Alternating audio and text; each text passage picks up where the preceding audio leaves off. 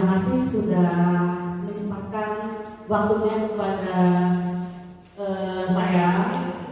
Hari ini saya akan memaparkan hasil aksi nyata modul 1.4, yaitu tentang disiplin positif, di mana ini adalah untuk memenuhi salah satu tugas di CGP. Saya adalah CGP Angkatan 10 SMA Negeri 1 Tanjung Pandan. Ini sekilas tentang profil saya, dan ini adalah fasilitator saya selama menjadi CGP, Pak Kasni. Kemudian di sebelahnya ada pengajar praktik Pak Nanan Karyawan. Ini latar belakang tujuan pendidikan menurut Ki Hajar Dewantara adalah menuntun segala korban yang ada pada anak-anak agar mereka mendapat keselamatan dan kebahagiaan, agar mereka mendapat keselamatan dan kebahagiaan yang setinggi-tingginya, baik sebagai manusia maupun sebagai anggota masyarakat. Kemudian anak diberi kesempatan untuk mengembangkan minat, bakat, dan potensinya sebagai individu yang unik. Sementara itu, guru harus memberikan tuntunan dan pedoman agar anak tidak kehilangan arah dan tidak kehilangan dan dapat menemukan kemerdekaan dalam belajar. Ini sesuai dengan prinsip Ki Hajar Dewantara, di mana yang mengatakan sebagai paradigma baru dalam pendidikan sekarang ini. Jadi ada paradigma baru dengan paradigma yang lama. Kalau paradigma yang lama, di mana pendidikan itu terpusat kepada guru. Nah, seperti misalnya mengapa terpusat kepada guru? Misal pada saat kita mengajar, kebanyakan kita itu banyak yang metodenya itu adalah ceramah. Mungkin anak-anak didik kita banyak yang mengantuk di belakang atau sibuk melakukan kegiatan atau aktivitas masing-masing. Berbeda dengan paradigma yang sekarang. Kalau paradigma sekarang itu lebih berpihak ke murid. Berarti guru di sini harus menuntun anak didiknya sesuai dengan karakteristik masing-masing. Berarti kalau sekarang itu nilai itu dikesampingkan, dan kita harus melihat apa yang menjadi bakat anak tanpa harus melihat nilai. Selanjutnya, ini latar belakang budaya positif di sekolah sangatlah penting untuk dikembangkan. Hal ini dikarenakan sekolah merupakan bagian dari pusat pendidikan, tempat tumbuh dan berkembangnya karakteristik siswa. Salah satu langkah membentuk lingkungan kelas yang mendukung terciptanya budaya positif yaitu dengan menyusun kesepakatan kelas, sehingga siswa mempunyai keyakinan dan kesadaran akan penerapan disiplin berdasarkan motivasi internal, sehingga memiliki karakter yang kuat sesuai dengan profil pelajar Pancasila dan tujuan pendidikan yang diharapkan. Misal gini, tripusat pendidikan. Kalau tripusat pendidikan, bahwa pendidikan itu ada 3. Yang pertama, pendidikan itu berasal dari rumah. Berarti dari pada saat kita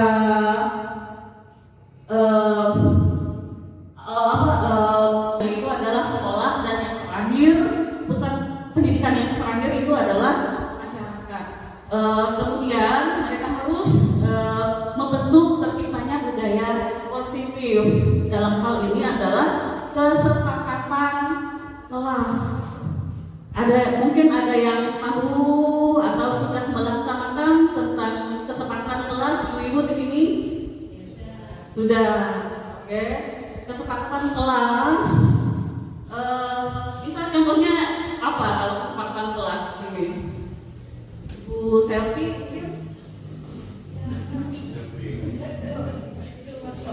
Contohnya kalau tidak melakukan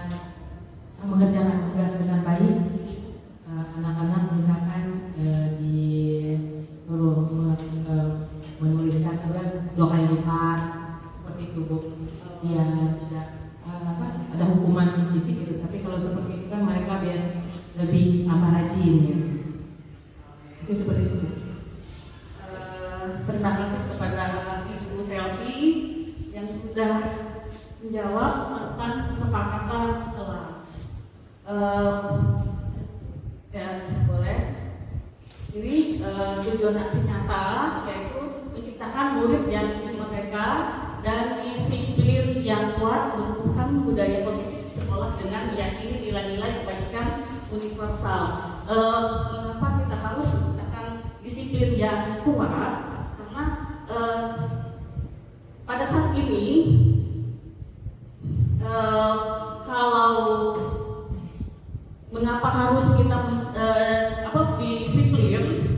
Karena kita kan harus ada dari motivasi internal. Kalau motivasi internal berarti kan motivasi itu berasal dari diri kita sendiri. Kalau motivasinya ini karena takut akan hukuman atau ada peraturan-peraturan yang dari sekolah yang tentunya itu mengikat, takutnya kalau mereka ini melanggar ataupun tidak sesuai dengan dirinya, takutnya mereka itu akan merasa diremehkan atau merasa dirinya ini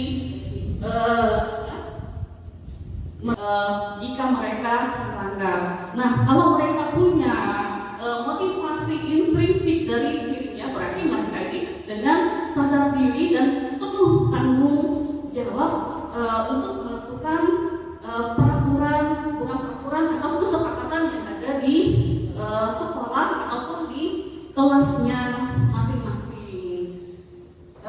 Kemudian tujuan aksi nyata adalah menumbuhkan budaya positif di sekolah dengan meyakini kebajikan universal. Kebajikan universal di sini contohnya adalah religius, bertanggung jawab, kerjasama, kolaboratif itu memang sesuai dengan profil pelajar Pancasila pada saat ini yang didengungkan oleh pemerintah.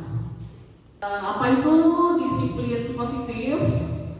Yaitu nilai-nilai, keyakinan dan kebiasaan yang berpihak ke murid, kebiasaan yang disepakati bersama untuk menjalankan dalam waktu yang lama, yang bertujuan agar murid dapat berkembang menjadi pribadi yang sesuai dengan profil pelajar Pancasila. Untuk itulah kita harus jika di dalam kelas itu kita harus punya kesepakatan atau keyakinan bersama supaya tidak ada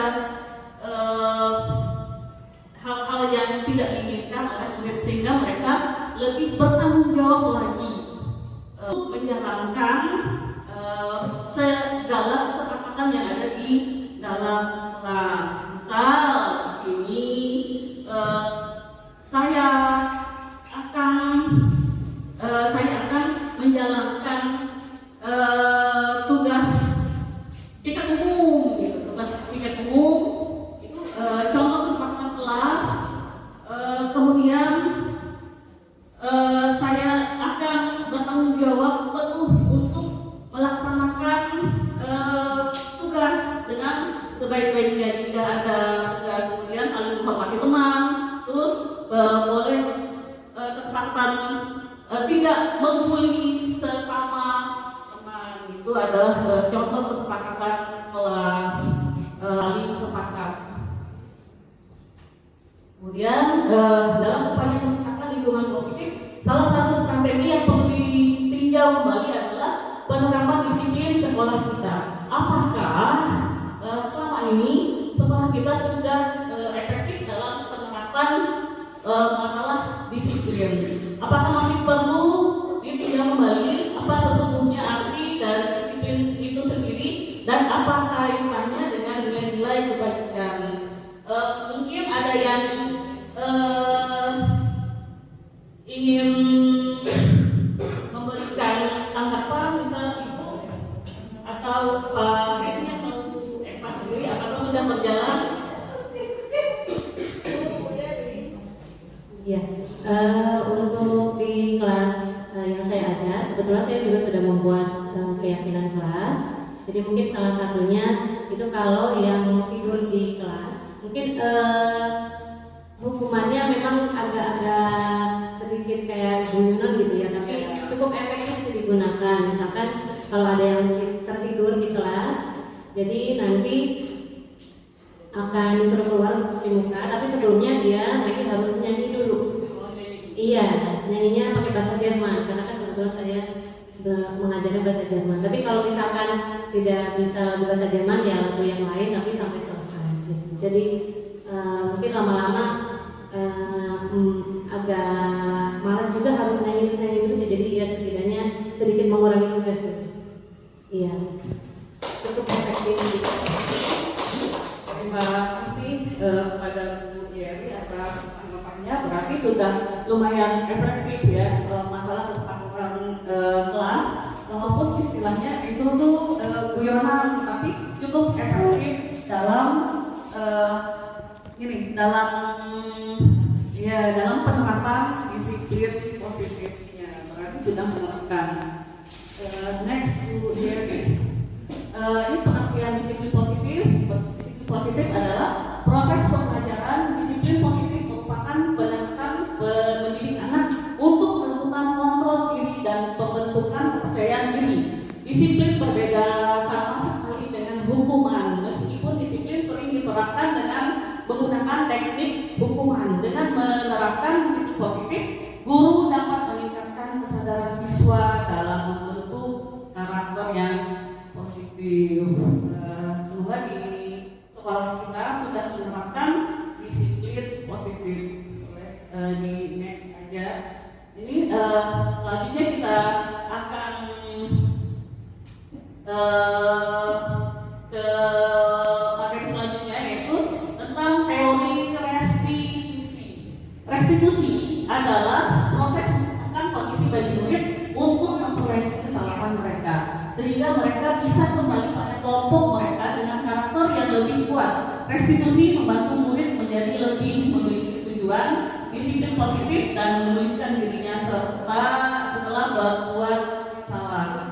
Berarti di sini mereka atau murid yang melakukan kesalahan tanpa harus ditentang, malahan kita yang harus menanyakan penyelesaian apa selanjutnya yang akan dia perbuat, karena ini adalah tanggung jawab dia sendiri. Selanjutnya ini gambaran segitiga restitusi. Jadi yang pertama itu adalah kita menstabilkan identitas dulu. Kita boleh menanyakan masalahnya apa, kemudian yang kedua, validasi tindakan yang salah. Misal kita jika ada murid yang melakukan kesalahan, kita langsung bertanya kepada dia, sebetulnya ini adalah tindakanmu adalah tindakan yang salah. Misal dia tidak mengerjakan tugas, kita langsung memvalidasi kalau tindakan itu adalah tindakan yang tidak dibenarkan karena kamu sudah melanggar kesepakatan kelas atau keyakinan kelasnya. Kemudian kita menanyakan keyakinan, berarti di sini kita harus melakukan keyakinan jika kita kan sebelumnya sudah melakukan keyakinan kelas, kita buat kesepakatan kelasnya. Kita tanyakan keyakinan atau tanggung jawab apa yang akan kamu perbuat nantinya, menyelesaikan masalah dengan cara dirinya sendiri. Misal kalau dia tidak membuat PR, berarti tanggung jawabnya harus menyelesaikan PR itu boleh selesai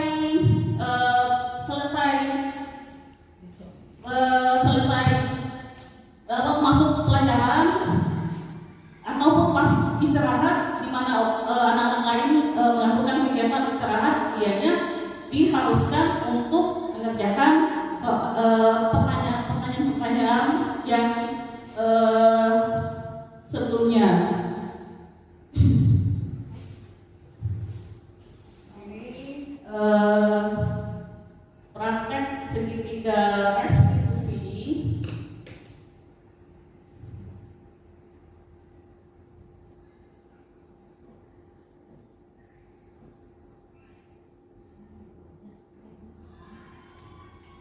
Selamat Ibu Feby, bagaimana kabarnya hari ini? Alhamdulillah baik. Sehat bahagia. Kamu tahu kalau hari ini kita melaksanakan piket umum? Tahu. Tadi Ibu sudah cek di lapangan, 33 siswa itu sudah komplit kecuali ada satu murid yang tidak melaksanakannya, itu kamu. Saya ingin tahu apa alasannya kamu tidak melaksanakan piket umum, Feby. Jadi alasannya saya membantu karena saya belajar game. Berdasarkan media. Terus sampai jam, kamu tahu kalau itu tidak diperbolehkan kalau main game sampai larut malam? Tahu konsekuensinya kalau pagi-pagi biasanya kalau tidur larut malam biasanya bangun kesiangan. Oke. Kamu tahu kalau itu melanggar kesepakatan kelas? Tahu. Pelanggaran apa? Kesepakatan apa itu yang melanggar? Yang melanggar tidak melaksanakan piket umum. Nah, langkah yang akan kamu selesaikan nanti apa? Penawaran yang akan kamu lakukan itu apa bentuknya? Sebagai bentuk tanggung jawabmu. Nanti kami sekolah memakai untuk sebagai hubungan dan aku dalam berkomunikasi. Berarti begitu. Sudah sepakat? Jadi, baiklah, sekarang sebaiknya silakan kembali ke kelas. Silakan lanjutkan untuk pelajaran kali ini. Pelajaran siapa? Pelajaran bahasa Indonesia. Bahasa Indonesia. Oke, terima kasih. Seperti silakan.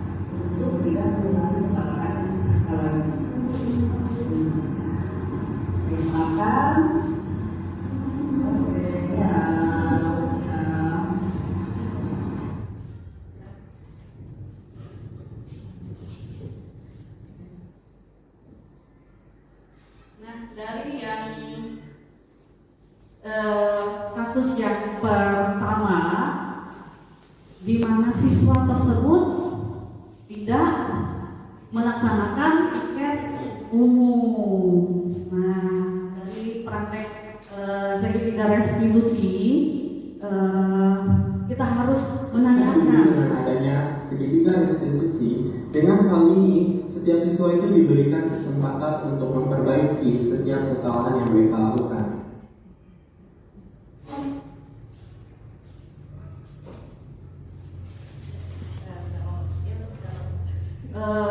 Dari sebelumnya sudah ada contoh penerapan segitiga restitusi. Misal di sini dari permasalahan salah satu siswa yang pertama tadi yaitu tidak melaksanakan piket umum.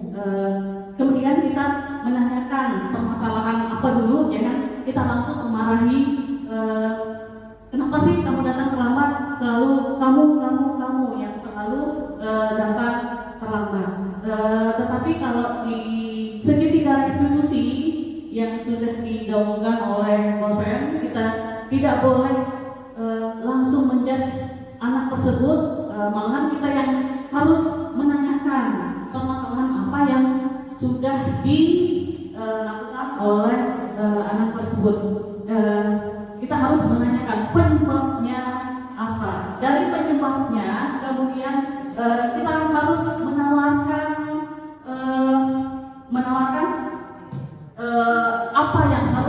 apa yang harus dilakukan. Dalam hal ini tentunya siswa yang pertama itu tidak melaksanakan piket kelas. Karena tidak melakukan piket kelas, kemudian dia menawarkan akan melakukan piket kelas setelah pelajaran usai. Karena kita pulangnya jam 2:30, kemudian dia langsung piket umum sebagai bentuk konsekuensi atas kesepakatan kelas yang sudah disepakati bersama-sama di dalam kelasnya. Itu adalah bentuk tanggung jawab dan disiplin dari kedua anak tersebut. Kemudian yang kedua, di mana anak tersebut itu tidak melaksanakan tugas. Ini mengapa tidak melaksanakan tugas? Ternyata pada saat seharusnya kita buat tugas, anak tersebut olahraga basket, karena di situ banyak teman-temannya yang melakukan olahraga basket dan dia ikut-ikutan. Nah, makanya dia tidak melakukan tugasnya dan tidak bertanggung jawab atas tugasnya. Kemudian kita langsung menanyakan permasalahan apa itu tugas seorang guru. Kita tidak langsung memarahi anak tersebut, malah kita yang harus bertanya permasalahan apa yang siswa tersebut lakukan. Kemudian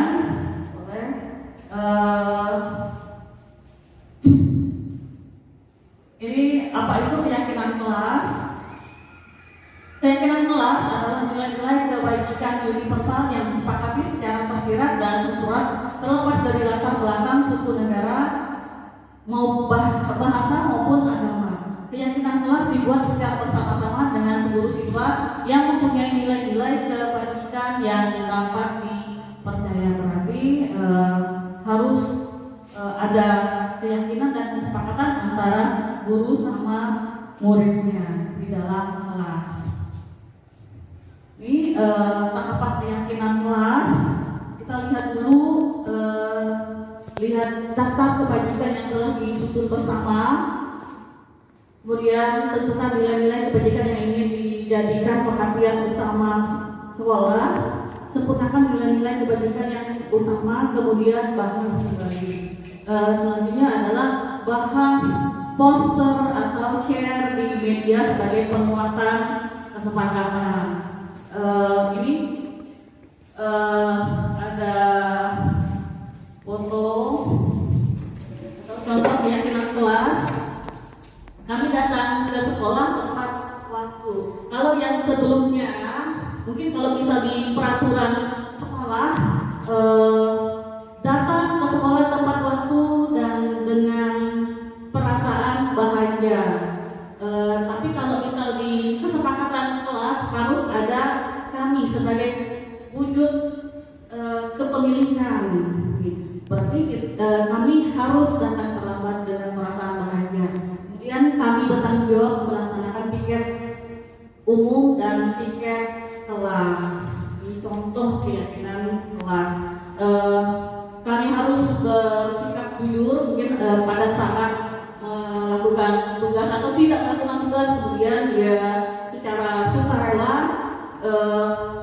jujur kalau aku atau saya tidak melaksanakan tugas, atau pada saat ulangan harus mengerjakan tugas dengan sejujur-jujurnya. Selanjutnya kami harus sopan dan menghormati guru. Kami harus tolong-menolong dan rukun antar teman. Bersikap tenang saat pelajaran berlangsung tanpa ada rasa busuk, atau kadang-kadang kita melihat anak yang melihat ke bawah meja ternyata dia lihat HP ya. Kemudian ini yang permasalahan yang di mana-mana ya. Kami tidak membuli antar teman. Ini contoh keyakinan kelas.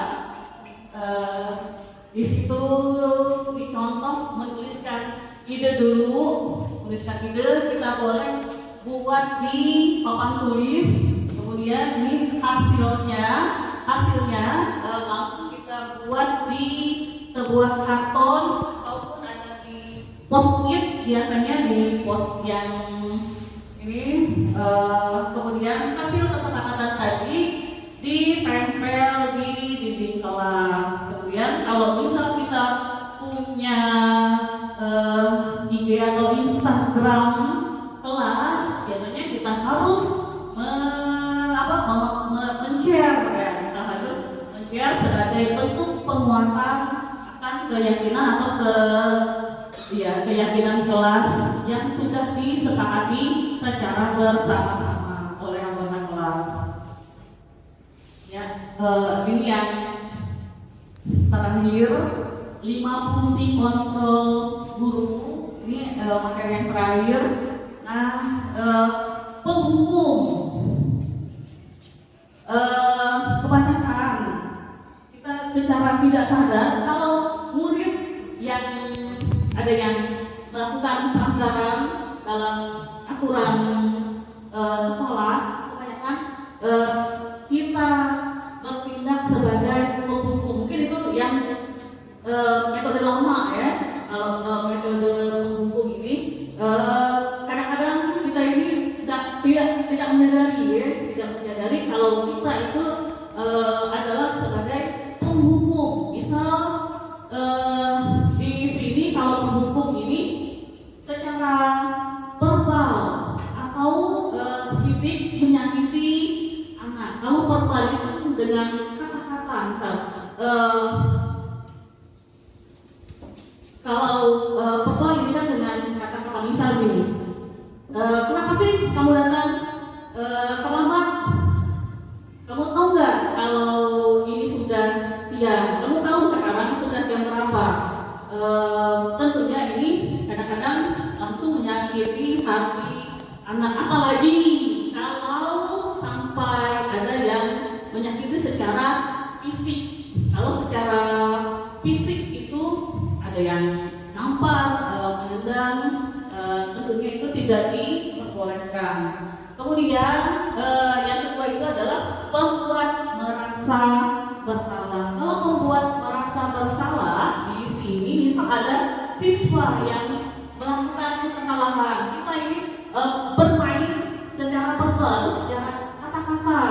Misal, kamu tahu nggak kalau sekarang kamu sudah mengecewakan ibu? Tentunya ini tidak boleh dilakukan karena secara fisik ini mungkin anak tersebut akan rendah diri karena sudah membuat atau merasa ia sudah mengecewakan orang terdekatnya. Kemudian kontrol guru yang selanjutnya adalah teman. Misal kalau teman di sini tidak ada pembeda antara guru sama murid di sini, semuanya dianggap teman. Kalau teman di sini kekurangannya adalah kadang-kadang mereka itu sering menyepelekan karena nanti ada yang misal kalau ada yang merasa kalau ada yang pesawat, kemudian karena di situ guru tadi menganggap dirinya teman, maka dia secara tidak langsung kayak ketergantungan dengan guru tersebut, maka aku akan dibela pastinya sama guru tersebut. Yang selanjutnya adalah kontrol guru sebagai pemantau. Kalau pemantau di sini guru bertindak. Kalau guru sebagai pemantau berarti di sini pokoknya guru tidak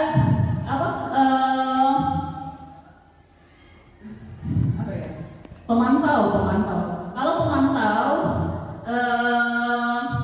maksudnya gini, jika murid melakukan pelanggaran, guru tersebut kemudian memantau atau harus sesuai dengan peraturan yang berlaku. Jika tidak, maka kamu akan awas. Jika tidak, maka kamu akan awas. Kamu akan dihukum oleh pihak sekolah, atau kamu akan melakukan tindakan-tindakan yang tidak dibenarkan oleh sekolah. Kemudian yang terakhir itu adalah manajer. Kalau manajer, inilah fungsi guru yang sesungguhnya. Karena apabila murid melakukan kesalahan, kita tidak boleh langsung menegur atau menjas murid tersebut jika murid tersebut bersalah.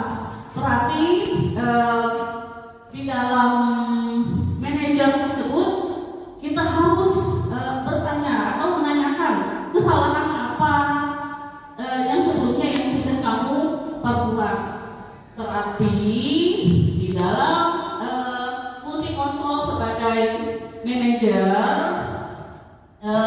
inilah fungsi yang sesungguhnya. Nah, tetapi kadang-kadang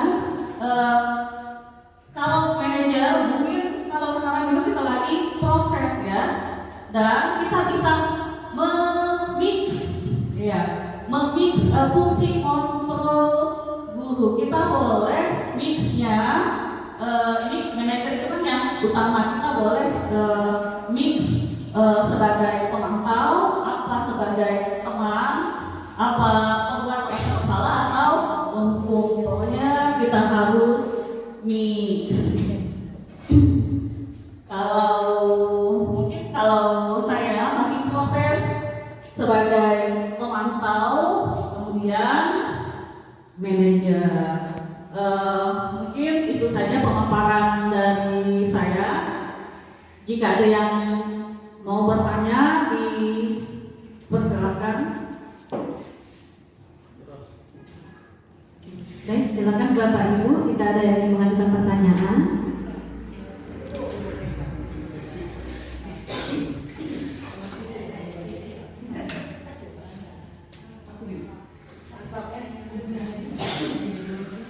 Assalamualaikum warahmatullahi wabarakatuh. Terima kasih Bu Gita atas pemaparannya. Terus terang saja, katakanlah seperti keyakinan kelas, sepakatan kelas sering kami dengar, tapi baru sekarang memang ada di modul-modul gitu kan, tapi baru sekarang bisa dengar secara jelas dari ibu kita. Terima kasih terhadap pemaparan ibu kita. Nah, terus saya bertanyakan apa perbedaan keyakinan kelas dengan kesepakatan kelas? Perbedaan dari segi contoh, dari segi laksanakannya gitu ya. Kemudian seperti kita ketahui di sekolah kita ini, yang kedua ya kita ya, anak-anak itu kadang-kadang kita guru itu memang inginnya seperti teman gitu kan, tapi kadang-kadang kita tidak berhasil gitu. Akhirnya terpaksa kita menjadi penghukum. Jadi sekali, dua kali seperti Okinas 10-3 gitu ya Bu ya. Nah itu memang misalnya setiap minggu dia terlambat gitu kan, setiap minggu kita berbicara baik-baik, setiap minggu ya. Nah akhirnya alhamdulillah kemarin waktu tidak saya suruh masuk kelas, saya omongin kenapa untuk itu. Dan sekarang kalau yang hari ini jangan masuk kelas saja, karena sudah lebih dari 5 kali kalau misalnya dia itu terlambat. Ya, tidak saya suruh masuk kelas. Dan alhamdulillah minggu-minggunya ada perubahan gitu. Jadi kadang-kadang siswa itu banyak karakternya ya. Ada yang bisa sekali ngomong mereka ngerti, 2 kali ngomong ngerti, macam kita lah. Sebenarnya kita sebagai guru pun tidak mau sebenarnya berubah seperti itu. Kalau masih bisa dipantau dengan baik-baik, dia tidak akan bisa, karena mau melakukan. Saya yakin guru itu tidak mau melakukan hal seperti itu. Nah itu Bu, kira-kira untuk sementara ini pertanyaan dari unek-unek dari saya. Terima kasih. Assalamualaikum warahmatullahi wabarakatuh.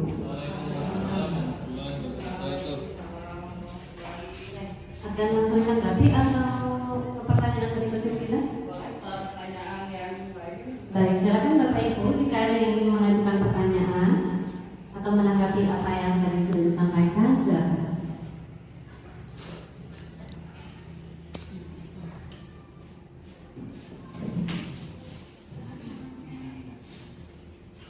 Terima kasih atas kesempatan yang diberikan kepada saya.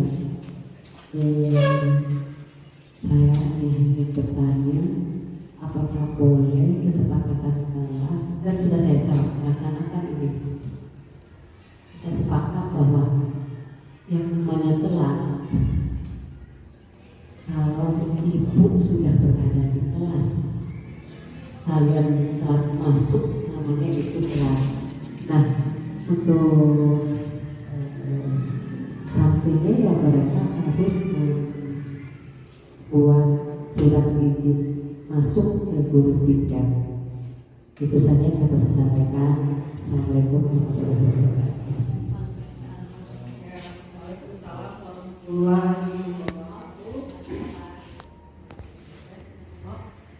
Assalamualaikum warahmatullahi wabarakatuh.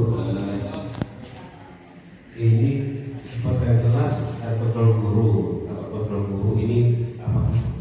Mungkin ada ya di setiap kelas yang saya ajar. Ya. Jadi yang kita masuk kelas tersebut, misalnya salah satunya kebersihan pertama, terus seperti siswa yang telah masuk yang kedua, yang ketiga, yang keempat, kita masuk siswa tersebut belakangan masuk, karena mereka masuk belakangan terus masuk aja ke kursi dipanggil yang begini kan sudah ada guru. Apa yang mereka adalah bisa tegur gitu, kita ini kan guru, kamu masuk sudah ada kalian harusnya kamu bersih dulu kami ini. Jadi cara kalau saya sih itu kita berdirinya jadi begitu, kita sudah masuk siswa tersebut tadi yang keluar pelajaran sebelumnya pas masuk sudah ada kita saya tidak boleh begini karena kita sudah masuk tadi kamu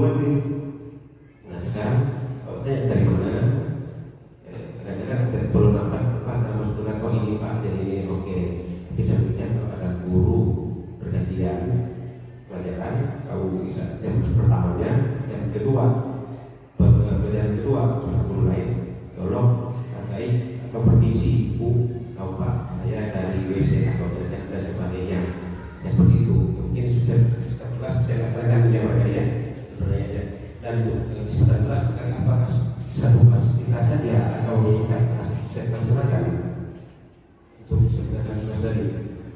Karena saya kalau setiap kelas saya masalahnya nih Bu, jadi kalau masuk kadang saya ingatkan sampah dan makan kalau tidak sempat hadir di kelas-kelas tersebut, kelas 10 lah utamanya saya WA tolong kelas nikah sampahnya keluar.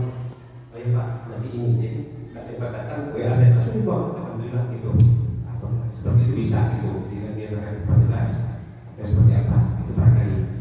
Itu barangkali yang jadi pelajaran kali berhasil berikan, mohon maaf kalau salah bicara. Terima kasih, semoga bermanfaat. Baik, silakan Ibu Gita untuk menjawab pertanyaan. Tiga pertanyaan tadi ya? Ada 3 penanyaan. Yang pertama dari Bu Eva yang sudah mengeluarkan unek-uneknya karena ada salah satu murid Oki ya, Oki sudah terlalu sering terlambat, berarti fungsi kontrol guru di sini memang benar-benar harus dilaksanakan ya, karena kadang-kadang kita tidak mengetahui penyebab mengapa siswa tersebut terlambat.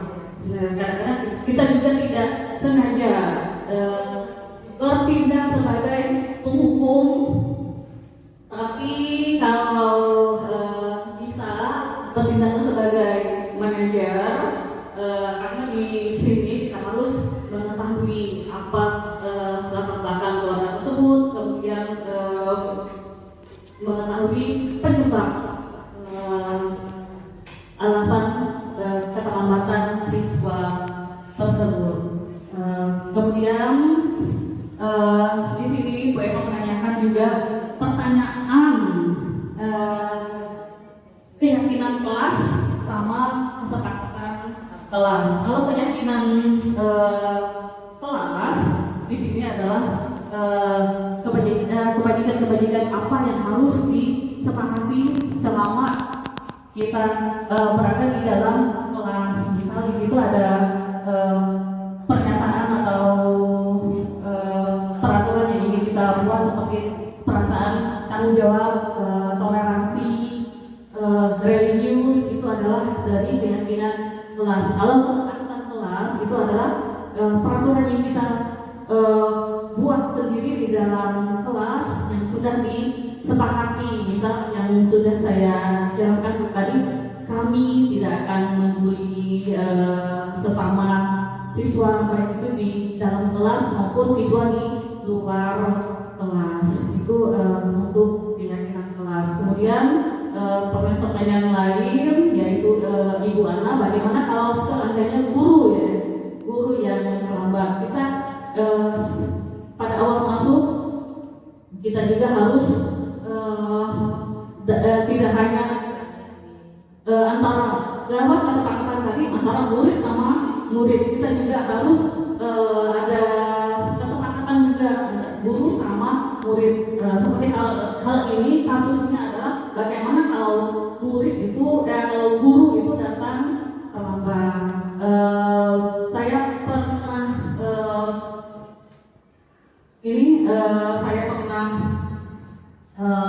baca di salah satu artikel. Kadang-kadang kita juga manusiawi ya, karena tugas kita apalagi selain sebagai guru, kadang-kadang ada juga yang bertugas lain, yaitu sebagai bendahara. Berarti dalam hal ini kita juga harus melakukan konsekuensi yang sudah disepakati. Misal kalau misal saya pernah mendengar Pak Wardi curhat, katanya kalau misal Bapak terlambat, maka saya akan mentraktir gorengan untuk satu kelas. Itu konsekuensinya Pak Wardi, dan itu kesepakatan masing-masing saja. Kemudian Pak Hermi, di mana jika ada murid yang terlambat disuruh buang sampah ya tadi ya. Enggak ini kita. Jadi kadang-kadang pas kita masuk siswa itu pas masuk di belakang kita karena memang siswa tersebut keluar di pelajaran sebelumnya atau ada guru tugas kita kadang kemana mereka pas kita masuk. Kadang-kadang duduk aja. Kadang-kadang kami panggil kan ini dari mana? Terus apa namanya itu kan?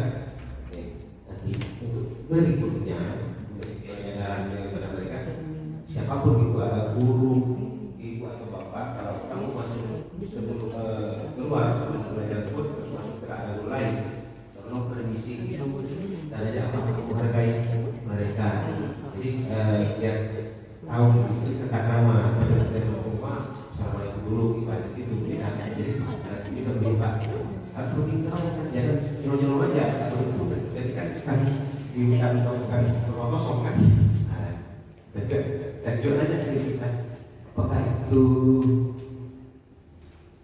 misalnya kontrol guru ini kan pemantauan sebenarnya apakah dilaksanakan di satu kelas atau satu kelas tadi kan apa itu sebutan kelas kan ada tempat di kelas kita saja bila kita wali kelas atau setiap kelas barangkali kita buat seperti itu barangkali Ya, berarti sebetulnya memang dia sudah melanggar kesepakatan kelas karena fungsi kesepakatan kelas itu kan selain bertanggung jawab juga fungsinya itu adalah sebagai disiplin. Dalam hal ini mereka juga secara tidak langsung sudah tidak menghargai baik itu teman maupun guru itu sendiri. Sebaiknya memang kita harus menegur mereka, kita sebutkan kalau anak tersebut itu sudah melanggar sebetulnya sudah melanggar dan kewajiban dia untuk bertanggung jawab atas perbuatannya sendiri gitu. Mungkin itu saja jawaban dari kami.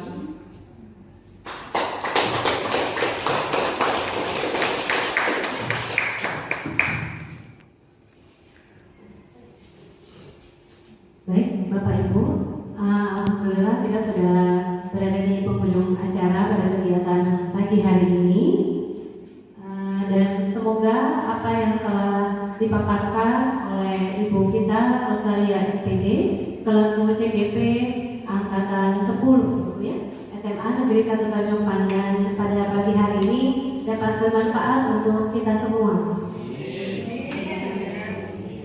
Baik.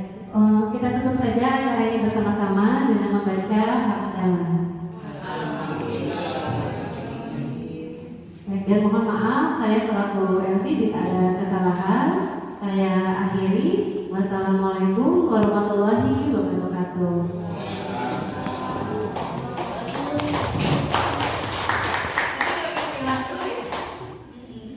Maghrib.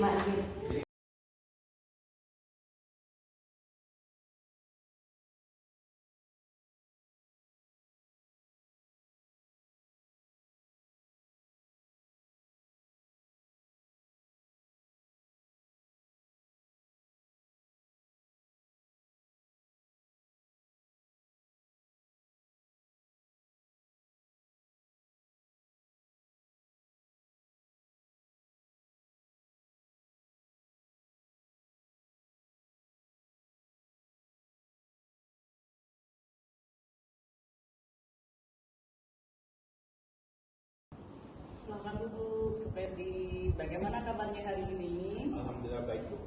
Ya baik, sehat berarti ya. Kamu tahu kalau hari ini kita melaksanakan piket umum? Tahu. Tadi Ibu sudah cek di lapangan. 33 siswa itu sudah komplit kecuali ada satu murid yang tidak melaksanakan, yaitu kamu. Saya ingin tahu apa alasannya kamu tidak melaksanakan piket umum, Supebri. Jadi alasannya saya datang terlambat, Bu, karena malam saya bergadang main game. Oh, begadang main game. Terus sampai jam 12 malam. Kamu tahu kalau itu tidak diperbolehkan kalau main game sampai larut malam? Tahu. Tahu konsekuensinya kalau pagi-pagi biasanya kalau tidur larut malam biasanya bangun Siangan. kesiangan. Oke. Kamu tahu kalau itu melanggar kesepakatan kelas? Tahu pelanggaran apa? Kesepakatan apa yang sudah kamu langgar? Tanggung jawab, Bu. Tanggung jawab. Aku tidak melakukan tiket umum hari ini. Kamu tidak melaksanakan tiket umum. Nah, langkah yang akan kamu selesaikan nanti apa? Penawaran yang akan kamu lakukan itu apa bentuknya? Sebagai bentuk tanggung jawabmu. Nanti habis pulang sekolah aku akan tiket umum, Bu, sebagai hukuman karena aku terlambat tiket umum hari ini. Oh, berarti begitu. Sudah sepakat? Sepakat. Janji? Janji. Baiklah, sekarang seperti silahkan kembali ke kelas. Silahkan lanjutkan untuk pelajaran hari ini. Pelajaran siapa? Pelajaran bahasa Indonesia. Bahasa Indonesia. Oke, terima kasih. Seperti silakan. Ya. Silakan duduk Aska. Ya. Aska, kamu mengerti mengapa ibu panggil ke ruang kelas itu? Tidak mengerti. Oke. Aska pada minggu lalu masuk kelas? Masuk. Nah, terus pada saat ibu mengoreksi, kemudian dipindahkan ke penilai, ternyata ada satu murid yang tidak terkoreksi, yaitu nilainya Aska. Berarti Aska tadi belum mengumpulkan tugas sama sekali. Nah, saya ingin tahu kendala apa, kok bisa Aska ini tidak mengumpulkan tugas yang sudah diberikan pada minggu lalu. Mohon maaf Bu, waktu jam pelajaran Ibu minggu lalu Aska main basket Bu di lapangan. Oh, main basket. Kamu senang main basket? Iya Bu, basket memang menjadi hobi saya. Hobinya Aska. Iya. Nah, berarti Aska tahu apa kesalahannya Aska? Tahu. Nah, kemudian pada saat awal kita masuk kelas yang pertama kali itu, tentunya kita sudah ada kesepakatan kelas. Kira-kira nilai-nilai mana, kesepakatan kelas mana yang sudah Aska langgar? Nilai-nilai pertanggungjawaban serta kedisiplinan Bu. Kedisiplinan. Oke, sekarang mengerti apa kesalahannya Aska sudah ya? Nah, sekarang untuk memperbaiki kesalahannya Aska, kira-kira penawaran apa yang akan Aska berikan kepada Ibu? Aska janji dan berusaha Bu untuk kedepannya Aska akan segera mengumpulkan tugas yang telah diberikan, dan juga untuk tugas yang sudah keluar kemarin akan segera Aska kerjakan, lalu Aska kumpul Bu kepada Ibu besoknya. Pagi. Baiklah, kalau begitu Aska janji tidak akan mengulangi perbuatan kesalahan lagi. Janji. Oke, silakan kembali ke kelasnya Aska. Saya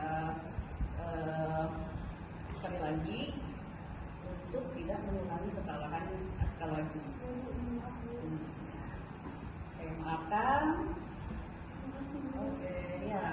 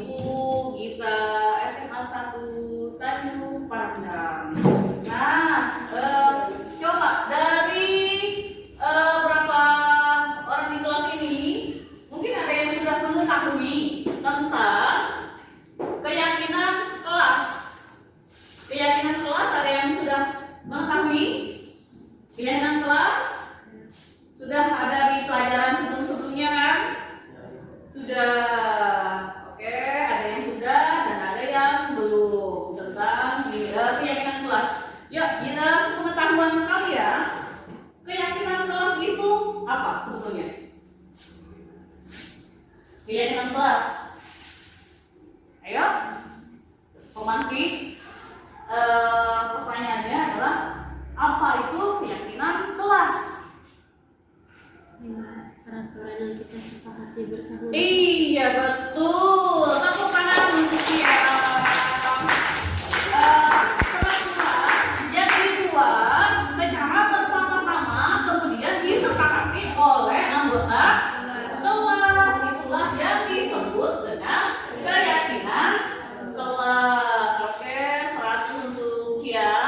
Ini disiplin positif. Ini salah satunya adalah disiplin positif. Tolong dibaca Jonathan. Disiplin positif itu apa? Disiplin positif adalah suatu cara untuk menerapkan disiplin anak dengan kemampuan dan kesadaran memberi dampak paksaan atau maksud yang Iya, disiplin positif adalah suatu cara untuk menerapkan disiplin anak dengan kemampuan dan kesadaran sendiri tanpa adanya paksaan atau takut akan ancaman. Berarti memang sebelumnya kita membuat sendiri peraturan-peraturan yang ada di kelas. Itu pengertian disiplin positif. Ini latar belakangnya ada 4 latar belakang. Coba dibaca Alvin. Latar belakang disiplin positif. 1. kurangnya semangat siswa dalam menyelesaikan tugas. Kurangnya semangat siswa dalam menyelesaikan tugas. Ini contohnya seperti apa? Contohnya apa, Kak? Ya, kurangnya semangat siswa dalam menyelesaikan tugas. Contohnya seperti apa? Terlalu banyak tugas. Terlalu banyak tugas di mata pelajaran lainnya sehingga dia kurang semangat untuk menyelesaikan tugas-tugasnya. Oke, baik. Kemudian 2, tolong ya silakan. Suasana kelas yang kurang kondusif. Suasana kelas yang kurang kondusif. Contohnya seperti apa? Berisik. Iya. Terus selain itu, mengantuk. Iya. Apalagi? Kotor. Iya betul. Kotor, berisik. Apalagi tadi? Kotor, berisik, mengantuk. Apalagi? Masih ada? Oh iya, panas. Mungkin pas mati lampu, terus AC-nya mati sehingga panas dan menyebabkan kelas kurang kondusif. Terus kurang pedulinya siswa terhadap tugas sebagai siswa di sekolah. Kurang peduli. Ini contohnya seperti apa? Kurang peduli terhadap tugas sebagai siswa di sekolah. Seperti apa? Ya. Oh, kurang bertanggung jawab siswa tersebut akan tugas di sekolah. Seharusnya ada tugas, kemudian dia tidak mengerjakan, begitu. Terus nilai profil Pancasila yang belum tertanam pada diri siswa. Kita sekarang ini program kurikulum merdeka dari kelas 10 ya. Tentunya sudah hafal apa itu profil pelajar Pancasila. 1 apa? Bertakwa dan bertakwa dan beriman kepada Tuhan yang Maha Esa. Itu 1. 2 apa? 2 berpikir kritis. Iya, berpikir kritis. 3 apa? Gotong royong. Terus apa lagi?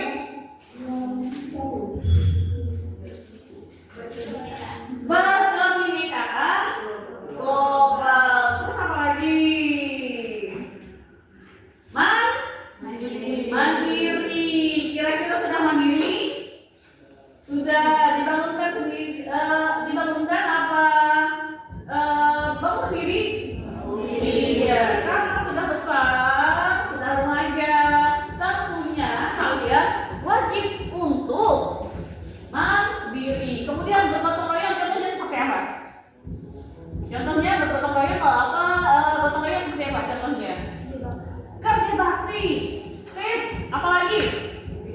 Piket umum sama piket kelas. Berpikir kritis itu seperti apa contohnya? Ya? Iya, penyelesaian masalah itu harus solutif, harus ada jalan keluar, harus bisa menyelesaikan masalah sendiri.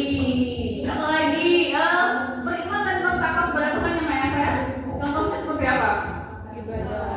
Iya, kalau yang muslim sholat tepat waktu, apalagi kalau yang Kristen setiap hari minggu harus ke iya seperti itu.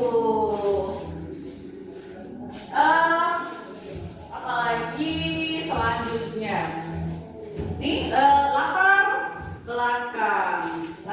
belakang ada yang bersedia untuk membacakan latar belakang, kemudian siapa lagi? Silakan enggak? Ya? Maka bisa diizinkan untuk menanamkan sifat peduli dan sadar akan perilaku positif di lingkungan sekolah. Perlulah kita sebagai pendidik membuat satu hal yang bisa mendukung tertanamnya sifat positif tersebut agar tertanamnya nilai pelajar Pancasila pada murid. Salah satu hal yang bisa mendukung tujuan tersebut adalah membuat keyakinan. Salah satunya adalah dengan membuat keyakinan kelas. Oke, sekarang kita praktek keyakinan kelas. Bersedia? Iya sih. Terima kasih sebelumnya. Tolong kaki tulis keyakinan kelas ini.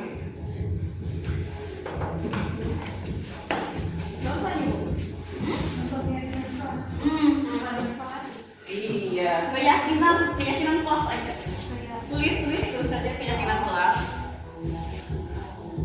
Iya.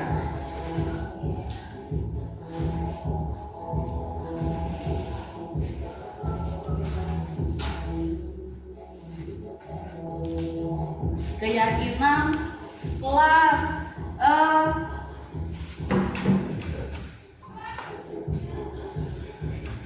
Nih, keyakinan kelas apa yang harus kita sepakati sekarang? Piket. Piket. Silakan tulis di situ. Pakai pulpen. Silakan. Boleh.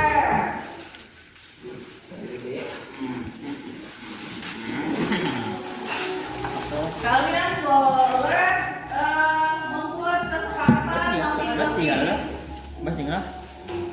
Masing lah.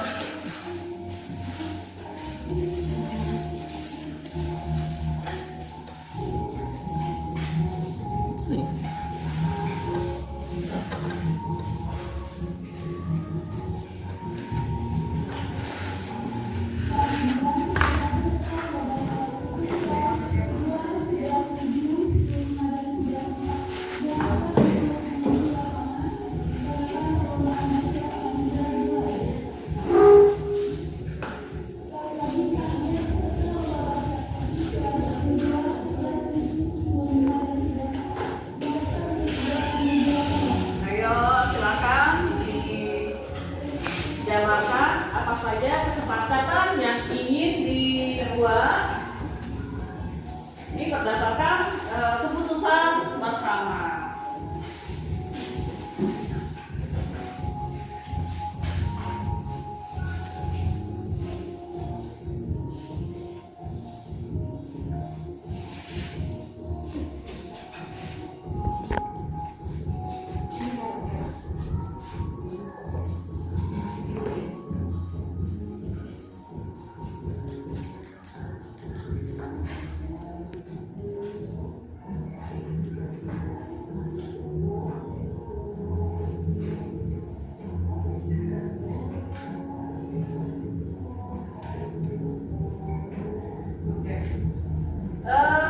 Silakan maju ke depan.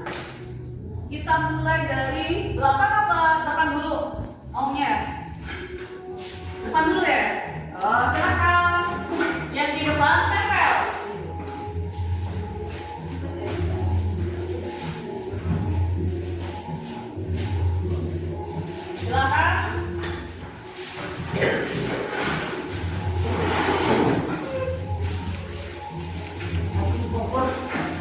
baik.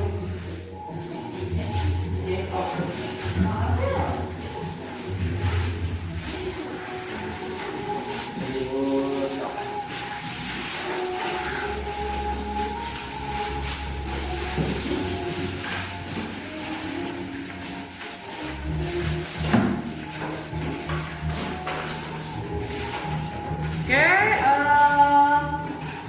saya bacakan satu-satu dulu ya. Yang pertama, piket. Piket ini maksudnya apa? Piket? Kelas Piket kelas. Sebelum dan sudah ya, sebelum dan sesudah. yang pelajaran. Yakin? Iya. Oh, bisa disepakati? Oke. Karena sudah sepakat, kita gaskan kalau gitu. Piket sebelum memulai pelajaran dan sesudah pelajaran. Nih, kemudian tidak tidur di kelas saat guru mengajar. Kira-kira melanggar kesepakatan kelas apa tidak? Melanggar enggak? Iya, artinya ya itu adalah salah satu pelanggaran yang tidak seharusnya terjadi karena guru itu adalah seseorang yang harus dihormati. Kemudian mengerjakan tugas tepat waktu. Bisa? Bisa. Terus tidak boleh makan saat jam pelajaran berlangsung. Ayo, siapa yang pernah melakukan kegiatan seperti ini?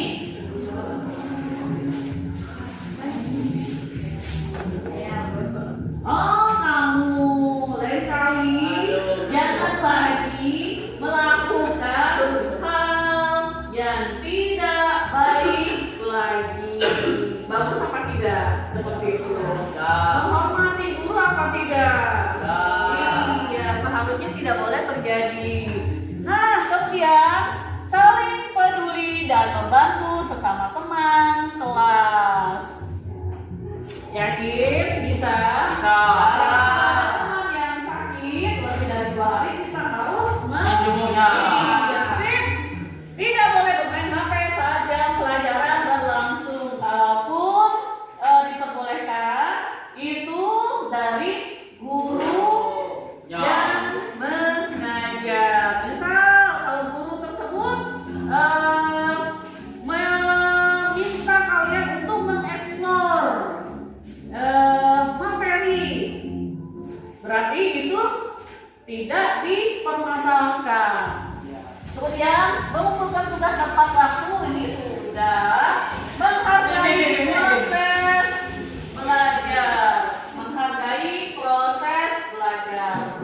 Dan yang terakhir, melakukan sholat berjamaah bersama-sama. Masih ada lagi kesepakatan yang ingin kita buat? Sudah? Sudah. Oke. Kalau sudah, ini tujuan yang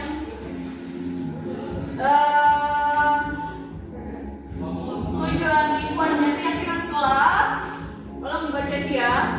Tujuan kegiatan kelas Ya. meningkatkan motivasi belajar murid, menciptakan lingkungan belajar yang nyaman, dan tertanamnya nilai pelajar Pancasila pada murid. Ya, jelas. Kalau meningkatnya motivasi belajar murid, karena kesepakatan tadi yang bisa untuk menumbuhkan semangat dari diri kita tanpa adanya paksaan dari orang lain. Kemudian menciptakan lingkungan belajar yang nyaman karena kesepakatan ini kita buat secara bersama-sama. Kemudian tertanamnya nilai pelajar Pancasila pada murid. Itu tadi yang sudah dijelaskan, ada 6 profil pelajar Pancasila.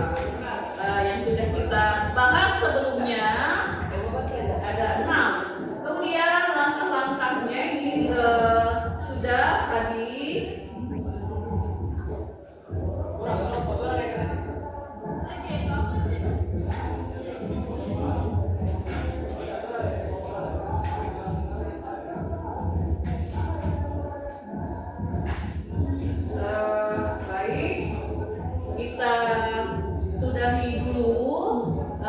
Semoga dengan adanya keyakinan kelas, kalian lebih teratur, lebih disiplin lagi dalam menyelesaikan segala tanggung jawab kalian, terutama saat kalian berada di kelas. Mungkin itu saja dari saya. Wassalamualaikum warahmatullahi wabarakatuh. Selamat pagi.